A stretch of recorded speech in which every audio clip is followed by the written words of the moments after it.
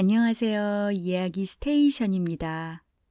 오늘의 이야기는 조선시대 작가 조이한이 쓴 최척전입니다.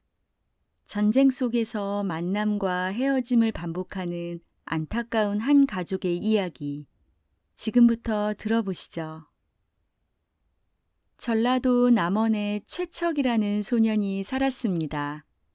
최척은 어려서 어머니를 여의고 아버지 최숙과 함께 만복사라는 절 동쪽에 살고 있었어요. 하지만 최척이 글 공부는 안 하고 맨날 친구들과 어울리기만 하니까 아버지는 갈수록 걱정이 쌓여갔죠. 그래서 최척의 아버지는 친구 정상사에게 아들을 부탁하게 되고 그때부터 척은 매일 공부하러 다니게 됐어요.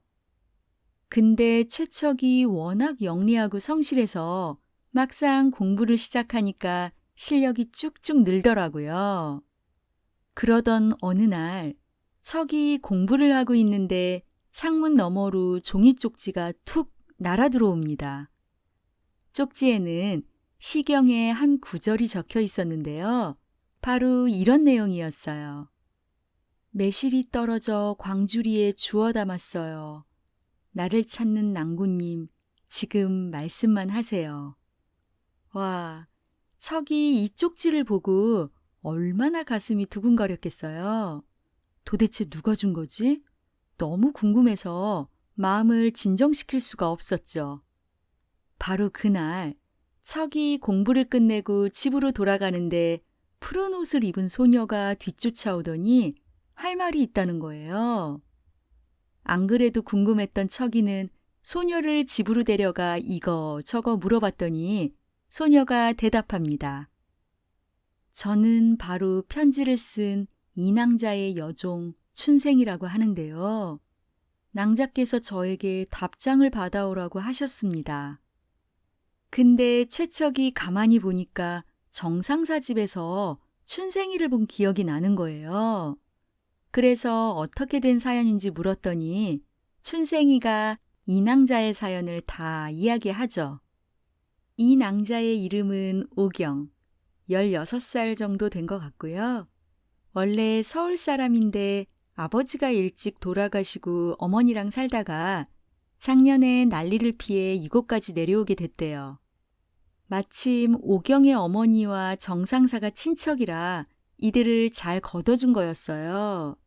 그런데다 정상사는 오경의 신랑감까지 알아봐주고 계셨고요. 하지만 그 와중에 오경은 정상사 집에서 공부하는 최척을 보고 말 그대로 반하게 됐나 봐요. 그래서 이렇게 과감하게 쪽지를 던진 거죠. 이제 궁금증이 풀린 최척은 조용히 답장을 써서 보냅니다. 당신의 글이 제 마음을 사로잡았습니다. 이제 낭자의 처지까지 다 알게 되어 너무 기쁘니 우리 부부가 되는 게 어떻겠습니까? 부디 제 마음을 받아주십시오. 그러니 떨리는 마음으로 답장을 읽은 오경도 다시 편지를 써서 보내죠. 제가 비록 도련님께 먼저 마음을 표현하긴 했지만 이제부터 양반가의 자식으로서 예의를 갖춰 혼례를 치르도록 하겠습니다. 앞으로는 중매쟁이를 통해 연락을 주세요. 이제 최척은 너무 기뻐서 바로 아버지에게 달려가 오경과 결혼하고 싶으니 청혼을 해달라고 합니다. 물론 오경이랑 편지를 주고받고 서로 아는 사이라는 말은 쏙 뺐어요. 하지만 척의 아버지는 우리가 너무 가난한데 과연 저 집에서 혼인을 받아줄까? 걱정을 하시죠. 그런데도 척이 하도 졸라대니까 아버지 최숙이 정상사에게 말을 꺼내긴 했는데 어떻게 됐을까요? 역시 오경의 어머니 심씨가 너무 가난하다고 거절을 하네요. 그러니 이 사실을 안 척이랑 오경이는 남몰래 애탈 수밖에 없었죠. 그러다 결국 오경이가 어머니에게 돈보다는 성실하고 반듯한 척이와 결혼하고 싶다고 사정을 하니 어머니는 어쩔 수 없이 허락을 합니다. 드디어 9월 혼인 날짜가 잡히고 척이와 오경이는 너무 행복한 마음으로 그날만 기다리죠. 하지만 생각지도 못했던 사건이 발생합니다. 바로 나라에 전쟁이 일어나 최척이 의병으로 뽑혀가게 된 거예요. 점점 혼인 날짜는 다가오고 척이는 휴가를 내서라도 집으로 가고 싶었지만 어림도 없었어요. 결국 오경의 어머니와 정상사 부부는 오경이를 이웃 부자인 양씨 집안에 시집 보내겠다고 결정을 내리네요. 양씨가 예전부터 오경이를 엄청 마음에 들어 했거든요. 하지만 오경이는 절대 그럴 수 없다면서 밤에 몰래 죽겠다고 목을 맵니다. 아이고, 그래도 너무 다행인 게 죽기 직전에 어머니가 발견을 해서 오경이는 살아나죠. 그리고 양씨 집안과 혼인하는 건 없었던 일이 되고요. 결국 이 모든 걸 알게 된 최척 역시 심하게 병이 나서 집으로 돌아오게 됩니다. 마침내 최척과 오경은 11월 초 정상사의 집에서 혼례를 치르고 너무너무 행복하게 살아가죠. 그런데 자식이 생기지 않아 매일 빌고 또 빌었더니 꿈에 만복사 부처가 나타나 아이를 점지해 주겠다고 하더라고요. 그렇게 해서 태어난 아들의 이름은 몽석. 등에 손바닥만한 붉은 점을 갖고 태어났어요. 그런데 세상에 둘도 없을 만큼 서로 사랑하며 행복하게 사는 이 가족에게 갑자기 시련이 찾아옵니다. 1597년 8월이 되어 왜구가 남원까지 쳐들어오자 최척의 가족은 지리산 골짜기로 피난을 가게 돼요. 당시 워낙 험한 상황이라 최척은 오경에게 남장을 하게 하니까 아무도 여자인지 알아채지 못했죠. 그런데 시간이 지날수록 먹을 게 떨어져 최척은 젊은이들과 함께 양식을 구하러 떠날 수밖에 없었어요. 하지만 그 사이 지리산 골짜기에 왜구가 쳐들어오고 가족들은 흔적도 없이 사라지죠. 최척은 미친 듯이 가족을 찾아 헤매지만 결국 아무도 만나지 못하네요. 가족들이 다 죽었다고 생각한 척은 목숨을 끊어야 하나 어째야 하나 그렇게 떠돌다가 결국 고향 남원으로 가는데요. 남원 역시 어딜 가나 시체가 가득 쌓여 있더라고요. 너무나 절망한 최척. 그러다 우연히 명나라 장수 여유문을 만나 자신의 처지를 다 얘기하면서 중국에 따라가고 싶다고 부탁을 합니다. 여유문은 최척이 생김새도 멀끔하고 일도 너무 잘하니까 마음에 들었는지 자신의 고향으로 데리고 가죠. 한편 척의 아버지 최숙과 오경의 어머니 심씨는 지리산 골짜기에서 왜군한테 붙들려 갔다가 간신히 도망쳐 나왔어요. 그리고 여기저기 떠돌다 연곡사라는 절까지 가게 됐는데 세상에 거기에서 정말 우연히 손자 몽석이를 만나게 돼요. 이게 도대체 어떻게 된 건지 최숙이 스님에게 물어보니 시체 더미 속에서 울고 있는 아이를 데려와 그 부모를 기다리고 있었는데 이렇게 할아버지를 만나게 된 거라고 하더라고요. 너무 다행이죠. 그래서 최숙과 심씨는 몽석이를 데리고 남원으로 돌아와 서로 의지하며 살기 시작합니다. 그럼 오경이는 어디로 갔을까요? 오경은 왜군에게 붙잡혀 혼자 일본으로 끌려갔는데요.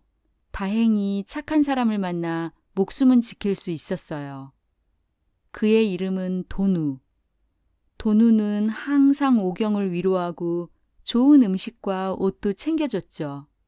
물론 도누는 오경이가 여자인 줄 꿈에도 몰라요. 처음 볼 때부터 계속 남장을 하고 있었으니까 당연히 남자인 줄 아는 거죠.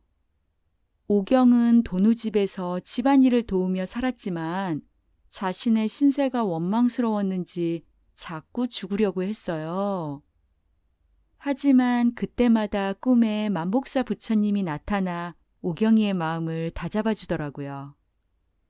그렇게 일본에서 살고 있던 오경은 전쟁이 끝난 후 돈우의 장사를 돕기 위해 배를 타고 중국을 다니게 됩니다. 한편 중국에서 살게 된 최척은 여유문과 의형제까지 맺었지만 그가 병들어 죽자 다시 여기저기 떠도는 신세가 되죠. 그러다 마침 송우라는 사람을 만나 그와 함께 배를 타고 다니며 비단을 팔러 다녀요. 그때가 1600년, 최척이 가족과 헤어진 지도 몇 년이 지난 때였죠. 최척은 베트남의 한 항구에 잠시 머물게 됐는데 거기엔 일본 배도 10척 정도 정박해 있었어요. 그러던 어느 날 밤, 최척은 일본 배에서 들려오는 연불 소리를 듣고 유난히 고향이 생각이 나 퉁소를 꺼내 불더라고요. 구슬픈 소리가 울려 퍼지고 다들 고향 생각에 잠 못 이루는데 바로 그때 일본 배에서 나던 연불 소리가 뚝 끊깁니다. 그러더니 난데없이 조선말로 시를 읊는 소리가 들리는 거예요. 순간 벌떡 일어나는 최척. 이미 그의 얼굴은 죽은 사람처럼 혼이 나갔습니다. 그러면서 하는 말이 이 시는 제 아내가 직접 지은 거라 알고 있는 사람이 저밖에 없어요. 목소리도 제 아내랑 똑같으니 저 배 안에 아내가 있는 것만 같습니다. 이러더라고요. 어떻게 된 일이죠? 다음 날 날이 밝자 최척은 일본 배로 다가가 조선말로 물어봅니다. 그랬더니 배 안에서 누군가 얼굴을 내미는데 그 사람은 바로 최척의 아내 오경이었죠. 두 사람은 너무 놀라 끌어안고 모래밭을 뒹굴면서 도옹곡을 합니다. 뱃사람들 모두 이 부부의 기가 막힌 사연을 듣고는 함께 눈물을 흘리고요. 이제 드디어 두 사람은 송우의 도움을 받아 함께 살게 되죠. 너무나 행복한 최척과 오경. 하지만 부모님과 아들이 죽었는지 살았는지 알 수 없어 항상 마음이 무거웠어요. 그렇게 시간은 흐르고 오경은 또 부처님의 꿈을 꾼 후 둘째 아들을 낳았어요. 둘째의 이름은 몽선. 그런데 이 아이도 등에 붉은 반점이 있더라고요. 신기하네요. 그렇게 몽선은 무럭무럭 자라 결혼할 나이가 됐는데 마침 이웃에 사는 홍도라는 아가씨가 몽선과 혼이 나길 원하더라고요. 사실 홍도는 아버지 진희경이 임진왜란 때 조선으로 떠나서 돌아오질 않고 어머니마저 돌아가셔서 이모랑 살고 있었거든요. 그래서 아버지의 뼈가 묻힌 조선에 꼭 가보고 싶었는데 조선인인 몽선이랑 결혼하면 갈 수 있지 않을까 생각한 거예요. 아버지를 깊이 생각하는 홍도를 기특하게 여긴 최척이 둘의 결혼을 허락하고 몽선과 홍도는 그렇게 부부가 돼요. 그런데 다음 해에 후금의 누르하치가 명나라를 치는 사건이 발생합니다. 명나라 황제는 군사를 모집해 후금을 쳐들어가라고 명령하고 재주가 뛰어난 최척은 이번에도 전쟁터로 나가자는 제안을 받아요. 물론 오경은 이 나이에 또 헤어지느니 차라리 죽겠다고 울며 불며 난리가 나죠. 그런데도 최척은 이기고 돌아오겠다고 하면서 결국 떠납니다. 하지만 명나라 군대가 후금을 너무 얕봤나 봐요. 완전히 후금한테 당해서 명나라 군사들은 다 죽고 최척은 그나마 조선인이라 간신히 살아남아 포로가 되죠. 그런데 마침 남원에 살던 최척의 큰아들 몽석이도 이 전쟁에 참여했다가 포로가 돼서 붙들려 있었어요. 드디어 만난 두 사람. 하지만 너무 오랜 시간이 지나 서로 알아보지를 못하더라고요. 같이 대화를 나누면서도 혹시 첩자인가 의심만 하면서 보내기를 몇 달. 그래도 통하는 게 있었는지 어느 순간부터 자연스럽게 가까워지기 시작하죠. 그러던 어느 날, 최척은 몽석에게 자신의 사연을 모조리 다 털어놓습니다.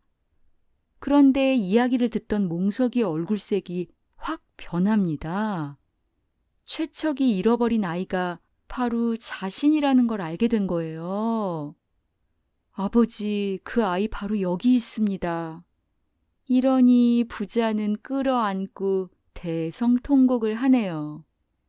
최척은 아버지와 장모님까지 다 살아계시다는 얘기를 듣고 너무 기뻐하고요. 그런데 하늘이 도왔는지 마침 늙은 오랑캐 병사가 이들을 가만히 살펴보더니 불쌍하다고 몰래 풀어주는 거예요. 그래서 최척은 아들 몽석이와 함께 드디어 20년 만에 고향으로 돌아가게 됐어요. 최척은 하루라도 빨리 아버지를 만나고 싶은 마음에 미친 듯이 걸어서 남쪽으로 갑니다. 하지만 너무 무리를 했는지 등에 종기가 나서 죽을 위기에 놓이죠. 그래도 정말 다행히 침을 잘 놓는 명나라 사람을 만나 간신히 목숨을 건지게 돼요. 이제 드디어 고향에 도착한 최척과 몽석. 두 사람을 본 집안 사람들은 처음엔 죽은 사람을 본 것처럼 놀라다가 나중엔 서로 껴안고 통곡합니다. 더구나 오경의 어머니는 아직 오경이 살아있다는 말을 듣고 정신을 차릴 수 없을 만큼 기뻐하시네요. 이렇게 가족과 인사를 나눈 후 최척은 자신을 살려준 명나라 사람에게 고향은 어딘지 이름은 무언지 물어보는데요. 몽석이가 아버지 은혜를 꼭 갚겠다고 침 놓아준 사람을 같이 데려왔거든요. 그런데 이게 무슨 일인가요? 사연을 들어보니 명나라 사람의 이름은 진위경, 바로 최척의 둘째 며느리 홍도 아버지인 거예요. 와, 그러니 진위경은 또 얼마나 감격했겠어요. 지금까지 경상도에 살고 있었던 진위경은 이제 남원으로 이사와 최척과 바로 이웃에 살게 되죠. 그리고 이들은 중국에 있는 가족들을 데려오기 위해 매일 궁리를 하지만 영 방법이 없네요. 한편 중국에 있는 오경은 명나라 군사들이 거의 다 죽었다는 소문만 듣고는 눈물로 하루하루를 보냅니다. 하지만 또 한 번 꿈에서 반드시 살아있으라는 부처님의 말씀을 듣고 다시 마음을 다잡아요. 그리고 몽선이랑 홍도한테 배를 타고 조선으로 가자고 단호하게 말하죠. 최척이 살아있다 해도 조선으로 갔을 가능성이 크다고 생각한 거예요. 근데 중국에서 조선까지 그 넓은 바다를 조각배 타고 가야 하는 상황인데 아들 몽선이가 엄청 뜯어 말리더라고요. 하지만 홍도까지 어머니 뜻에 따라야 한다고 딱 얘기하니까 결국 몽선이도 어머니 뜻에 따르기로 하죠. 이제 오경은 조선 옷과 일본 옷도 지어놓고 몽선과 홍도에게 두 나라 말도 배우게 하고 또 몽선이한테 배를 운전할 기술도 가르치면서 만반의 준비를 합니다. 예전에 오경이 배를 타고 일본에서 중국까지 장사하러 다녔잖아요. 그래서 바다 상황이나 준비해야 하는 것들을 뻔히 다 아는 거예요. 드디어 2월 초하루가 되어 오경과 몽선, 홍도는 배를 타고 떠납니다. 곳곳에서 만나는 크고 작은 위기들을 순조롭게 넘기며 쭉쭉 나아가는 배. 때로는 중국 사람인 척, 또 때로는 일본 사람인 척 순간순간 지혜를 발휘하여 무사히 도착할 것 같았지만 그러기엔 너무 먼 길이었나 봐요. 중간에 해적을 만나 그만 배를 뺏겨버렸어요. 그러니 오경은 바다에 뛰어들어 죽으려고 하지만 몽선과 홍도 덕분에 다시 살아나죠. 갖고 있는 식량을 아껴가며 간신히 버티고 있던 세 사람. 마침내 그들 눈에 돛단배 한 척이 다가오는 게 보입니다. 바로 조선의 배였어요. 재빨리 불을 피우고 조선 옷으로 갈아입은 세 사람은 배를 얻어 타고 드디어 순천에 도착합니다. 그리고 대여새를 걸어 남원에 도착하자마자 옛날 집으로 찾아가죠. 마침 그때 집 앞 버드나무 아래에서 최척과 최숙이 더 칸이 앉아 얘기를 하고 있네요. 서로 멍하니 쳐다보던 최척과 오경의 식구들.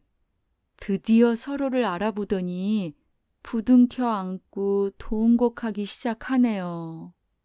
남편과 아내가 다시 만나고 부모와 자식이 만나고 더구나 어릴 때 헤어졌던 진희경과 딸 홍도가 만났으니 그 기적 같은 일에 다들 말도 제대로 못하죠. 또 구름대처럼 몰려든 동네 사람들도 함께 기뻐하고 눈물을 흘리면서 축하해 주더라고요. 이렇게 최척 가족의 이야기는 온 동네방네에 퍼져나갑니다. 그리고 얼마 후 오경은 이 모든 게 부처님의 덕이니 만복사에 가서 제를 올리자고 하죠. 이제 모두 모여 남원 옛집에서 함께 살게 된 가족들. 최척과 오경은 부모를 모시고 자식을 돌보면서 행복하게 살고 몽석과 몽선 형제도 과거에 급제하여 효도하며 산다는 내용으로 작품은 끝이 납니다. 전란으로 인해 가족들이 뿔뿔이 흩어지는 고통과 슬픔을 잘 보여주는 조이안의 최척전. 작품 끝에 작가는 남원에 살 때 최척으로부터 직접 들은 이야기라고 했지만 분명 허구적인 내용도 꽤 섞여 있을 거예요. 그렇다 해도 최척의 이야기와 유사한 내용의 작품들이 있었던 걸로 봐서 당시 전쟁 때문에 어려움을 겪은 사람들이 그만큼 많았던 것 같습니다. 이런 아픔들이 다시는 반복되지 않길 바라면서 오늘의 이야기 마치겠습니다. 그럼 다음에 또 만나요. 안녕히 계세요.